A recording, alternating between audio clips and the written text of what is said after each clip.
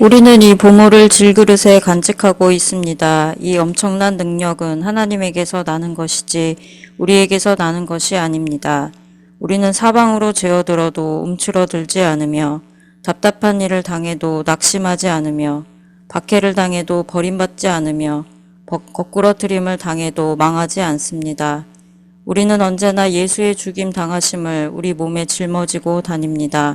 그것은 예수의 생명도 또한 우리 몸에 나타나게 하기 위함입니다. 우리는 살아있으나 예수로 말미암아 늘 몸의 죽음에 내어 맡깁니다. 그것은 예수의 생명도 또한 우리의 죽을 육신에 나타나게 하기 위함입니다.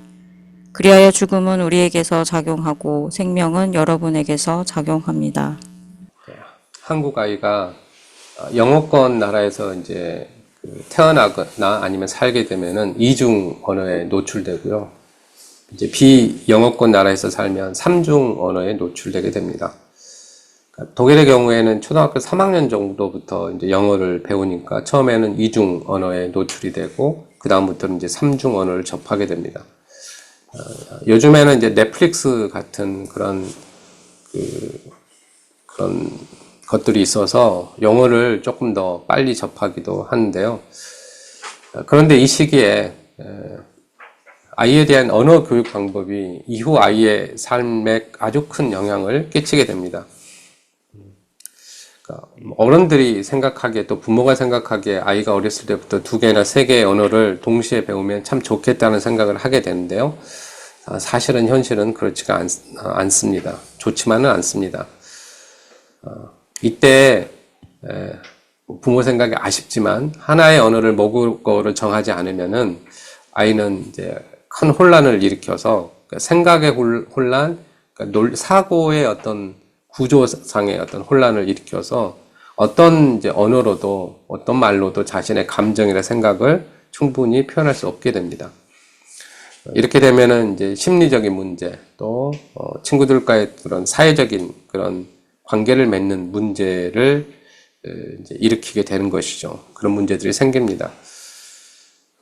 그렇기 때문에 여러 나라의 말을 하고 싶다 이런 이제 어떤 계획이 있거나 그런 마음이 든다면은 모국어를 아주 능숙하게 익숙하게 한 다음에 이를 기반으로 다른 언어를 배워야 하는 것이죠. 언어라는 것이 사람과 사람 사이에 의해서 일어나는 소통의 도구이기 때문에 그렇습니다. 만약에 이제 언어를 가지고 소통이 일어나지 않는다면 또 심리적으로 정신적으로 큰 혼란이 일어나게 되죠. 백초 같은 경우에도 그래서 이제 유치원 다니는 시기에 독일어와 한국어 중에 이제 모국어를 선택해야 됐고 다행히도 한국어를 모국어로 선택했습니다. 그런데 이제 한인 가족 중에 그 부모가 다 한인인 경우에 이제 모국어는 한국어인데 그러니까 그 부모들의 모국어는 한국어인데 아이들이 이제 독일어를 모국어로 선택할 경우에는 이제 문제가 시간이 갈수록 굉장히 생기게 되는 것이죠. 어렸을 때는 부모도 이제 쉬운 독일어는 알아들을 수 있으니까 어느 정도 이야기가 되지만 사춘기에 접어들면서 이제 아이들이 부모와 이야기가 말이 통하지 않는다는 것을 알게 되고 그러면 이제 대화가 줄어들 수밖에 없고 그 다음부터는 이제 부모와 자녀 간의 소통이 거의 없어지게 됩니다. 아이들도 이제 독일어를 모국어로 선택한 순간부터 이제 한국어를 안 하게 되니까 한국어 능력도 점점 더 감소하게 되죠. 그러니까 사춘기부터는 이제 부모는 독일어 능력이 안 되고 아이들은 한국어 능력이 안 되기 때문에 이제 친밀한 어떤 심리적인 또 감정적인 교류가 일어나지 못합니다. 그러면서 이제 아이들과의 관계가 좀 안 좋아지는 쪽으로 이렇게 되는 경우가 많죠. 그럼에도 불구하고 부모 자녀 사이가 좋다, 자녀들이 다 잘 큰 문제 없이 성장했다. 그거는 당연한 게 아니고 참 감사한 일입니다. 우리나라에서도 그렇잖아요. 내가 주님의 일을 하는데 특히 이제 목사님들이 그런 간증을 하실 때가 많은데요. 내가 주일에 열심히 했더니 자녀들이 알아서 다 컸다. 전혀 알아서 다 안 큽니다. 만약 그렇게 됐다면은 저는 개인적으로 그럴 리가 없다고 생각을 하고요. 자녀들에게 수많은 상처가 있었을 거라고 생각하고, 그래도 이제 보기에 큰 문제가 없었다면 그건 정말로 하나님의 은혜라고 생각을 합니다. 그런데 이 모국어를 선택하는 것은 자신의 정체성을 이제 선택하는 것이거든요. 왜냐하면은 하나의 언어 속에는 아까 이제 소통을 위한 수단이기도 하지만 그 사람의, 그 나라 사람들의 사고 구조와 문화가 다 이렇게 담겨져 있기 때문에 그렇습니다. 그러니까 한국어를 한다는 것은 한국 사람처럼 생각하고 살아간다, 인식하고 살아간다는 것이죠. 예를 들어서 이제 엘리베이터를 탔는데요. 뭐 독일 같은 경우에는 잘 몰라도 뭐 인사를 합니다. 헬로우 하고. 근데 한국에서는 이제 인사를 하면은 어른들에게는 참 남자가 남자한테 특별히 인사할 때는 굉장히 멋쩍어요. 그러니까 뭔가 뭐 왜 그러지라는 그런 이제 반응을 이렇게 보게 됩니다. 오히려 이제 인사를 한다면 아이들한테나 하거나 참 또 남자로서 인사하는 것도 참 애로사항이 있습니다. 그런데 이제 이거를 다르게 생각하면요. 외국 사람들이 왜 낯선 사람하고 인사를 할까?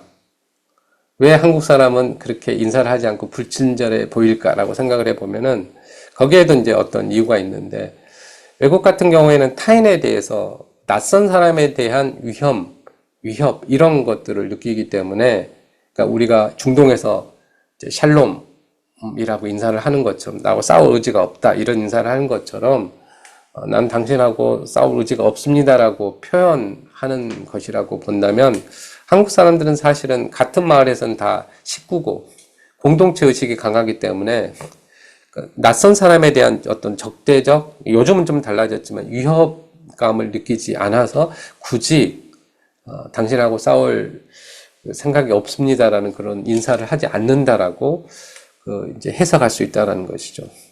근데 서로의 이제 문화를 이해하지 못한다면은 서로가 오해하게 될 가능성이 많습니다.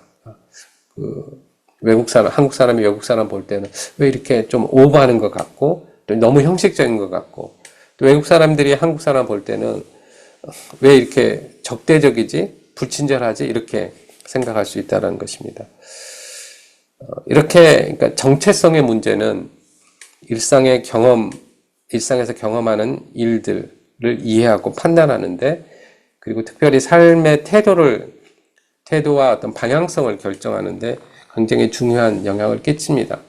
그러니까 저도 학교에서 아이들을 이제 교양 과목 1학년을 가르칠 때 중요하게 생각하는 것이 그런 정체성에 대한 부분입니다. 내가 나를 어떻게 생각하고 내 인생에 대해서 어떻게 생각하는지에 따라서 똑같은 일에 대한 이해와 반응이 다르기 때문에 그렇습니다.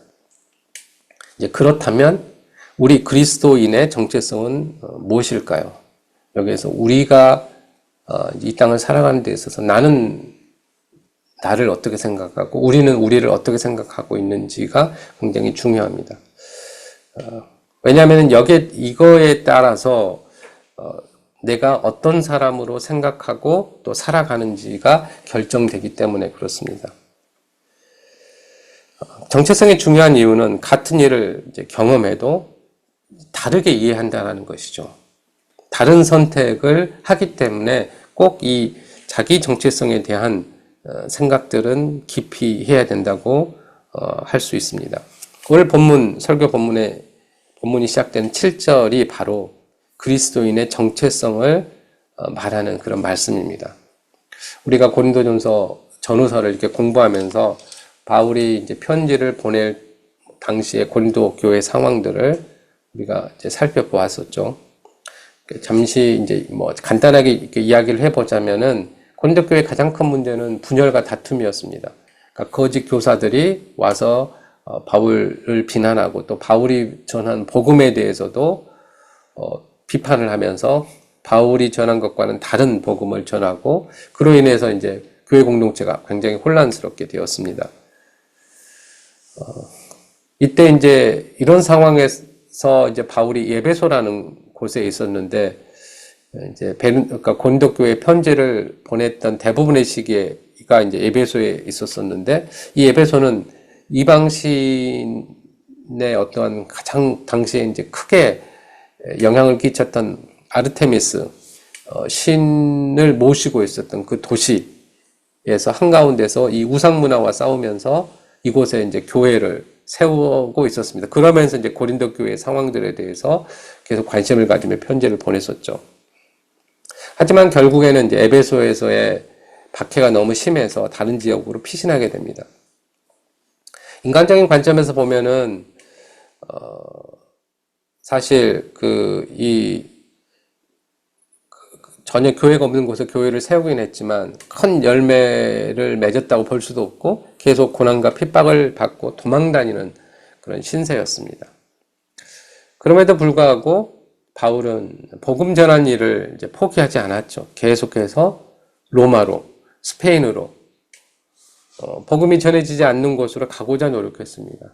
그러니까 바울이 이게 선교를 보면요, 내가 좀 안 됐으면 그곳에 가가지고 조금 더 잘해서 또 확장하고 뭐 이렇게 하려고 했을 수도 있는데 바울은 그렇지 않았던 것 같아요. 복음을 전하고 그게 몇 명이 받아들이진 간에 상관없이 자기 할 일을 끝내고 계속 복음이 전해지지 않는 곳으로 계속 나아가려고 했다는 것입니다. 사실은 어느 정도 이렇게 자기의 업적이 있는 곳에서 뭔가를 하면은 좀 대접도 받고 좀 더 쉬워지고 뭐 이럴 건데 참 그러지 않았다는 것이죠. 그런데 이제 왜 바울이 그런 힘든 일들을 했을까 생각해 보면은 내가 누구이고 그리고 내가 살아있으면서 어떤 일을 해야 될지에 대한 그런 자기의 정체성에 대한 생각이 분명했기 때문이라고 알 수 있습니다. 바울은 이제 자신과 함께 일하는 동역자들에 대해서 보물을 간직한 질그릇이라고 말합니다. 이게 이제 자기 자신에 대한 정체성이죠. 나는 질그릇인데, 질그릇과 같은데 나는 보물을 간직한 사람이다. 과연 그러면 이 보물이 무엇일까? 보면은 이제 보물이 무엇일까에 대한 그 말씀은 4장 1절에서 6절까지 우리가 설교 본문 바로 앞부분에 이제 앞부분에서 이야기를 하고 있습니다. 바울은 자신이 간직한 보물은 그리스도의 얼굴에 나타난, 그러니까 그리스도의 삶과 그리스도 자체에 나타난 하나님의 영광을 아는 지식, 이거를 하나님의 영광을 아는 지식, 그리스도를 아는 지식, 결국 하나님을 아는 지식과 그리스도의 얼굴에 나타난, 그러니까 그리스도를 통해서 나타난 하나님의 영광을 아는 지식과 결국 그것이 그리스도의 영광을 아는 지식, 이걸 다 같은 의미로서 생각하고 있거든요. 이거를 우리가 이제 간단하게 말하면 복음이라고 하는데, 이거를 내가 간직했다. 이게 이제 자신의 정체성이라고 바울은 생각을 했습니다. 구약 성경에서도 이제 나오지만 사람은 하나님의 영광을 보면은 바로 죽게 됩니다. 왜냐하면 하나님과 인간이 화해가 되었지만, 근데 그것은 예수님을 통해서 화해가 되었기 때문에 된 거지, 여전히 하나님과 인간 사이에는 창조주와 피조물이라는 커다란 골짜기가 있습니다. 직접 대면할 수가 없는 것이죠. 그런데 하나님께서는 우리 인간을 구원하기 위해서 예수 그리스도와 그의 삶을 통해서 그의 영광을 나타내셨습니다. 그러니까 하나님께서 직접 하나님의 영광을 우리가 보게 되면 모세의 경우처럼 눈이 멀게 되거나 죽게 되거나, 그래서 하나님의 뒷모습을 모세가 봤다, 뭐 이런 표현들이 있잖아요. 그런데 온전히 하나님의 영광을 누구를 통해서 볼 수 있느냐? 볼 수 있는 것은 예수 그리스도의 삶과 예수 그리스도를 통해서 하나님의 영광을 볼 수 있다라고 성경은 이야기를 하고 있습니다. 그러니까 예수 그리스도를 보는 것이 하나님을 보는 것이라고도 말할 수 있는 것이죠. 그러니까 이게 말이 되냐라고 이제 그 신앙을 가지지 않는 사람은 이야기할 수 있지만, 이것이 하나님이 우리에게 알려주신 계시의 방법, 하나님을 알 수 있는 방법, 그러니까 논리적인 사고가 아니고요, 하나님께서 알려주신 방법입니다. 그래서 우리가 이것을 믿게 되는 것이죠. 그런데 여기에는 또 이제 낯선 단어가 있습니다. 영광. 영광이 뭘까요? 영광. 이게 그 왕정 체계에서는 조금 더 그게 현실감 있게 이게 영광이라는 말이 좀 다가올 수 있는데, 오늘날 같은 그런 뭐 민주주의 사회, 뭐 이런 사회에서는 잘 이게 와닿지 않는 그런 단어이기는 합니다. 그러니까 이 영광이라는 말은 뭐가 전제되어 있냐면은 하나님의 초월성과 하나님은 우리와 다른 완전한 타자이다라는 그런 생각이 전제되어 있습니다. 이게 이제 사람의 영광과 하나님의 영광과 근본적으로 다른 이유입니다. 똑같은 영광이라는 단어를 사용하지만 하나님의 영광이라고 할 때는 이거는 하나님의 초월성에 대한 부분이다 라고 우리가 생각하면 좋겠습니다. 그러면 이게 뭐냐? 하나님의 탁월함, 그리고 예를 들어서 하나님의 거룩하심, 선함, 위대함, 능력, 지혜, 그 다음에 하나님의 사랑, 이 모든 것을 포함해서 이게 하나님의 영광이라는 거죠. 이게 누구를 통해서 나타났다? 예수 그리스도를 통해서 나타났다. 그러니까 예수 그리스도를 통해서 나타난 하나님의 선함을 보는 것, 그게 우리가 하나님의 영광을 보는 것이다라고 우리가 이해를 할 수 있다는 것입니다. 그러니까 우리가 일반적으로 생각하는 이 영광과는 조금 다르게 사용되는 것일 수도 있는데 어쨌든 성경에서는 이렇게 설명을 하고 있기 때문에 우리가 이해를 하면 좋겠습니다. 그러니까 어떻게 보면 우리의 삶을 통해서도 하나님의 선하심이 드러난다면 우리의 삶을 통해서도 질그릇이지만 하나님의 영광을 볼 수가 있는 거죠. 우리의 의도와 상관없이 누군가가 볼 수 있다는 것입니다. 그러니까 그런데 하나님의 이 영광은 어떠한 인간의 영광과도 견줄 수가 없습니다. 그러니까 그게 질그릇이라는 그 단어가 가지고 있는 의미죠. 아무리 영광을 받을 만한 인간이 있다고 하더라도 그 간격이 크다라고 하나님의 영광과의 관계에 있어서 그렇게 우리가 이해할 수 있는 것이죠. 이렇게 하나님의 영광은 초월적이라고 말할 수 있고요. 이 초월적인 하나님의 영광이 우리가 눈에 볼 수 있는 모습으로 예수 그리스도를 통해서 나타났습니다. 하나님의 거룩하심, 선함, 위대함, 하나님의 능력과 지혜와 사랑이 예수 그리스도를 통해서 나타났다는 것입니다. 그래서 우리가 예수 그리스도에게 집중하는 것이죠. 우리가 예수님을 믿어야 구원을 얻고 예수님을 통해서만이 우리가 하나님을 알 수 있다라고 이야기하는 것이 바로 이 점 때문입니다. 바울은 이 자신이 그리스도에게 나타난 하나님의 영광을 아는 지식을 간직한 사람이라고 이야기를 합니다. 근데 자신이 이런 보물을 간직할 수 있었던 이유는 자신의 능력이 뛰어나서가 아니라 하나님께서 마음속에 이 지식을 알도록 빛을 주셨기 때문이라고, 이것조차도 하나님의 은혜 때문이라고 라고 이야기를 하고 있죠. 어떻게 보면은 세상을 말씀으로 창조하신 하나님께서 우리 마음속에 또 다른 창조를 하시는 그런 이미지로 설명을 하고 있습니다. 예수를 믿는다는 것이 의지나 지식으로 안 된다는 것이, 우리가 하나님께서 우리에게 하나님의 말씀의 뜻을 조명해야 된다라고 표현할 때 바로 이런 것이죠. 우리 마음속에 그래서 개인적인 창조가 일어난다라고도 말할 수 있겠습니다. 바울이 자신을 질그릇이라고 이야기를 하죠. 이 질그릇은 복음이라는 보물과 대조를 이루고 있습니다. 이 질그릇은 약하고 임시적이지만 보물은 이 질그릇에 비해서 강하고 변하지 않고 영원합니다. 만약에 질그릇이 귀하게 다루어질 수 있습니다. 그런데 질그릇이 귀하기 때문이 아니고 그곳에 이 질그릇에 담긴 보물 때문입니다. 만약에 이것이 이제 금그릇이고 은그릇이라면 그릇 자체도 가치가 있겠죠. 이렇게 생각하면 이제 복음이 굉장히 달라집니다. 그러니까 복음의 가치도 이 보물도 누가 전하느냐에 따라서 달라진다라고 이제 이야기할 수 있는 거죠. 근데 그렇지 않다라는 거예요. 어떤 사람이 이 보물을 간직해도 그건 똑같다라는 것입니다. 가치는 보물에게만 있기 때문에. 그래서 사람이 자신의 신분이나 뛰어남이나 이런 걸 전혀 자랑할 수 없다라는 것을 분명하게 이야기하고 있습니다. 하나님은 이제 다른 말씀을 보면은 토기장이 그릇을 만드는 분으로 이렇게 표현을 하고 있는데 자신을 그렇게 비유를 하고 계십니다.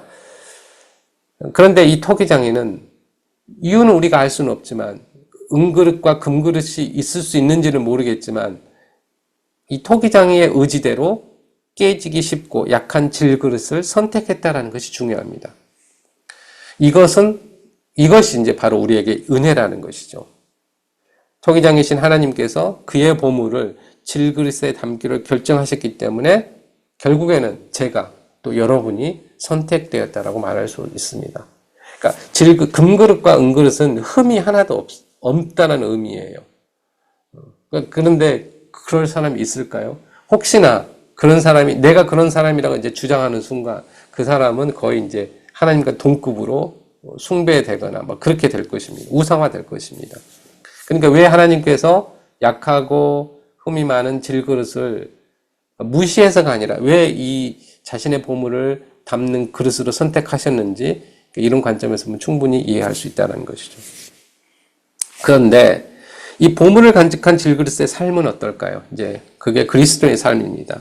이 삶의 모델은 예수님이시고 또 그 다음에 이 글을 쓰고 있는 편지를 쓰고 있는 바울이기도 합니다.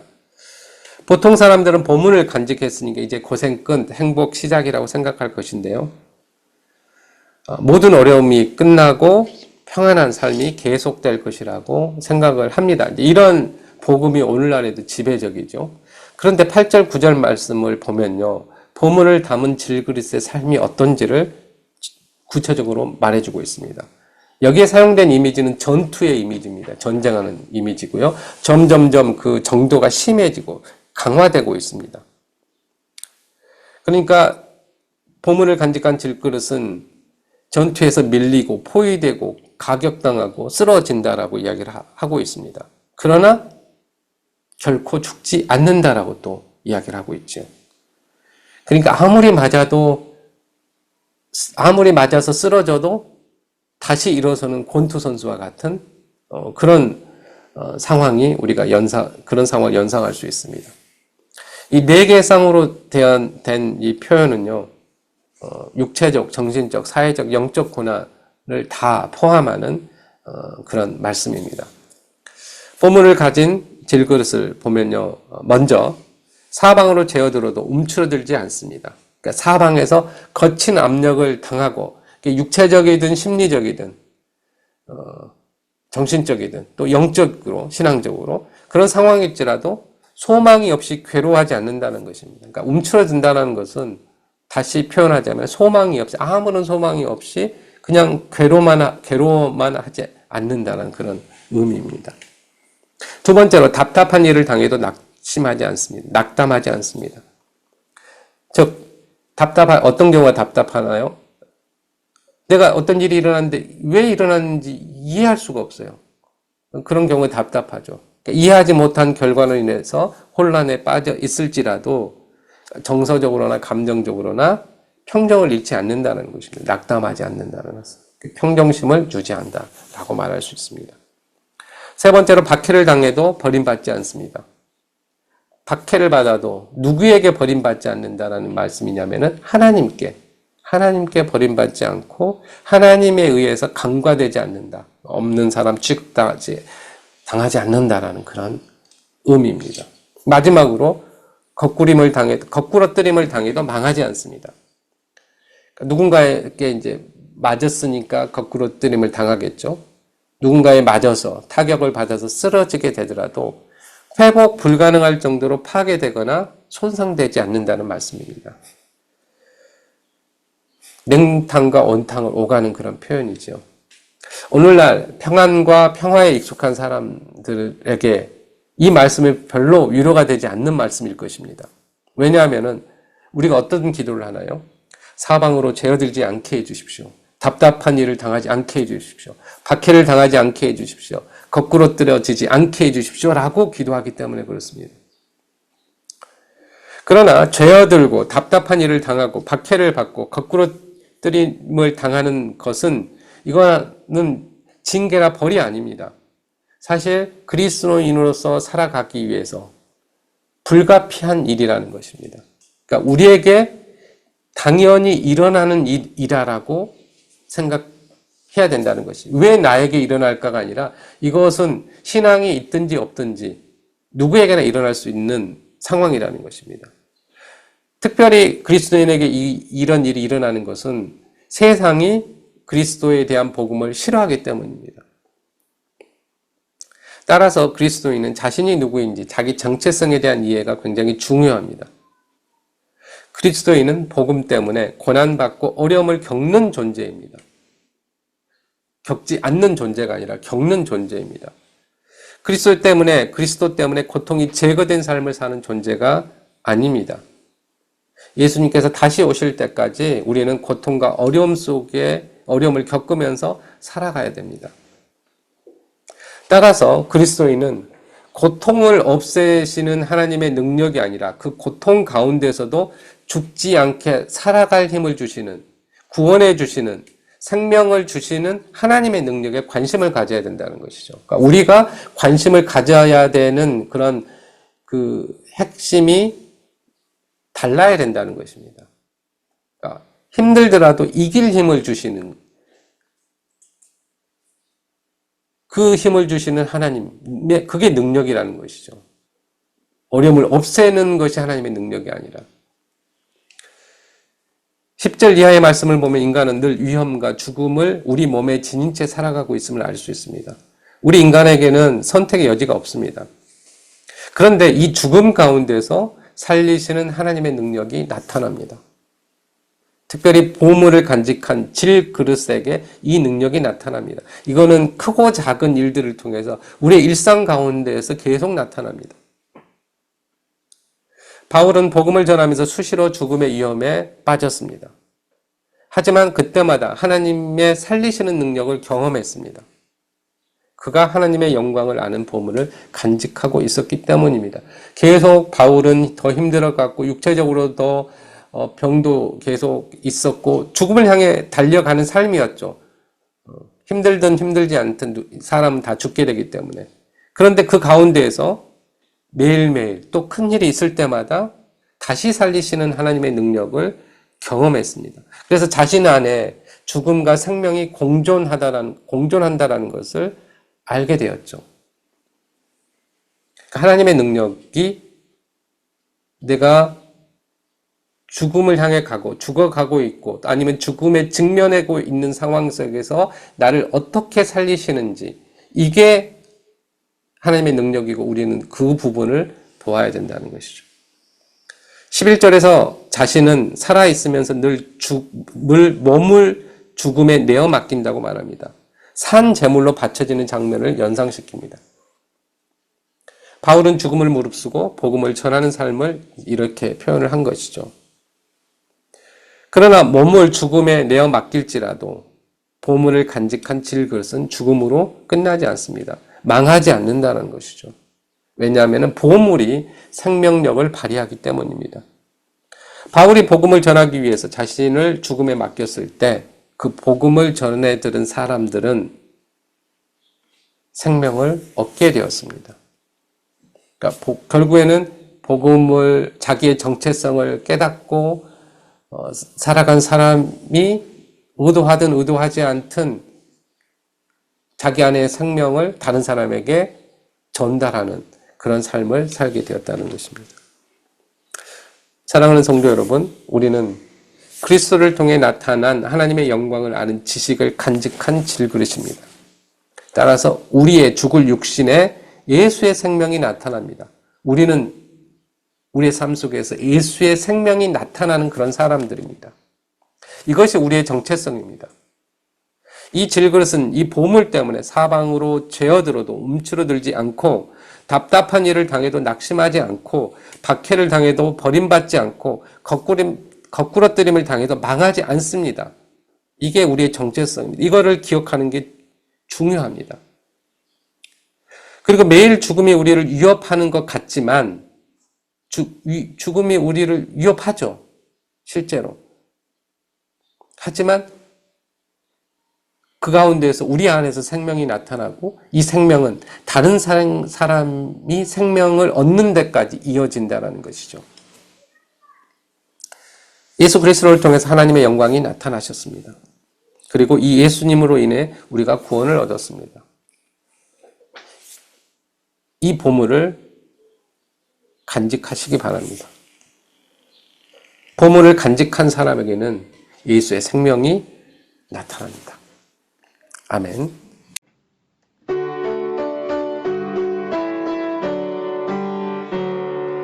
주여 우리 축복하소서.